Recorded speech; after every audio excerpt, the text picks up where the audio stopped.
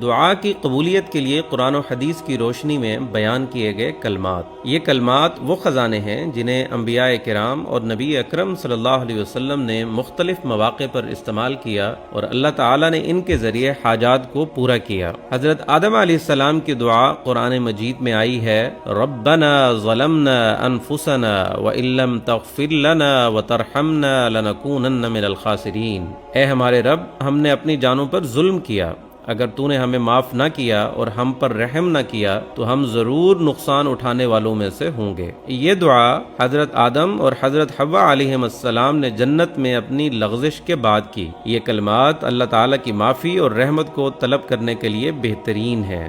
حضرت یونس علیہ السلام کی دعا، لا الہ الا انت سبحانک انی کنت من الظالمین، تیرے سوا کوئی معبود نہیں، تو پاک ہے، بے شک میں ہی ظالموں میں سے ہوں۔ یہ دعا حضرت یونس علیہ السلام نے مچھلی کے پیٹ میں کی جب وہ مشکل وقت میں تھے، اور نبی کریم صلی اللہ علیہ وسلم نے فرمایا ہے کہ جو کوئی یہ دعا کرے گا اللہ اس کی پریشانی کو دور فرمائے گا۔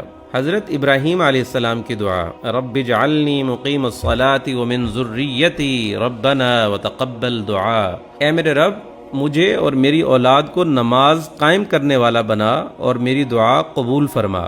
یہ دعا حضرت ابراہیم علیہ السلام نے اللہ تعالیٰ سے اپنی نسل کے لیے کی تاکہ وہ دین پر قائم رہے۔ یہ دعا ہمیں اپنے لیے اور اپنی اولاد کے لیے مانگنی چاہیے۔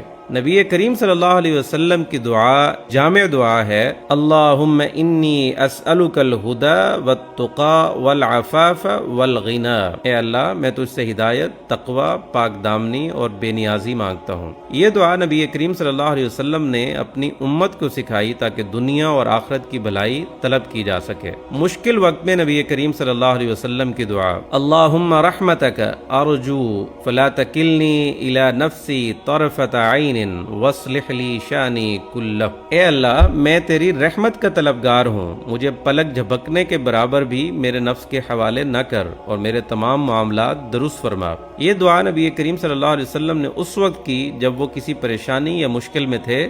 یہ دعا بندے کو اللہ کی مدد کا یقین دلاتی ہے۔ دعا کے آغاز اور اختتام کے کلمات، اللہم صل علی محمد وعلی آل محمد کما صلیت علی ابراہیم وعلی آل ابراہیم انک حمید مجید۔ حدیث مبارکہ میں فرمایا گیا ہے جب تم دعا کرو تو اس سے پہلے اور بعد میں درود شریف پڑھو، اس طرح دعا قبول ہو جاتی ہے۔ ایک جامع دعا قرآن سے، ربنا آتنا فی الدنیا حسنہ وفی الآخرۃ حسنہ وقنا عذاب النار، اے ہمارے رب ہمیں دنیا میں بھلائی عطا فرما اور آخرت میں بھلائی عطا فرما اور ہمیں آگ کے عذاب سے بچا۔ یہ دعا ان لوگوں کے لیے بہترین ہے جو دنیا اور آخرت دونوں کی کامیابی چاہتے ہیں۔ دعا کا بہترین طریقہ یہ ہے کہ ہم اللہ کے سامنے عاجزی سے اپنے گناہوں کا اعتراف کریں، اللہ کی تعریف کریں اور اخلاص کے ساتھ دعا کریں۔ اللہ تعالیٰ دعا کرنے والے کو پسند کرتا ہے اور اس کی دعا قبول فرماتا ہے۔ اللہ ہمیں دعا کی اہمیت کو سمجھنے اور اس پر عمل کرنے کی توفیق عطا فرمائے، آمین۔